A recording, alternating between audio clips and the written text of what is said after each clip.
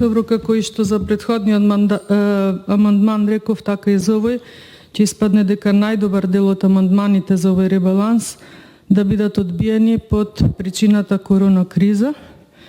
А овој ребаланс се однесува на или се надлежност на локална.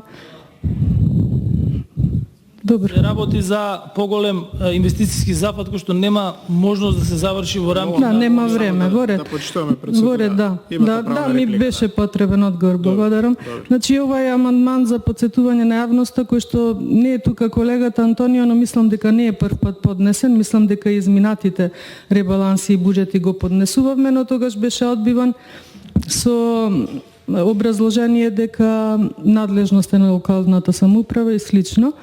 Јас само сакам да подсетам дека ние правиме ребаланс на еден буџет кој што пред нецела година тогашната министерка за финансии Нина Ангеловска убаво го изрекламира, па му направи и корица и на корицата стоеше буџет 2020 вложуваме во човечки капитал. А човечки капитал значи вложување за подобро здравство, образование, социјала, задржување на нашите луѓе во земјата и подобри услови за живот и работа на сите. Сметам дека и овој амандман во добар дел се однесува на тоа, но за жал очигледно е дека и оваа влада нема слух или еве да речеме сега нема време.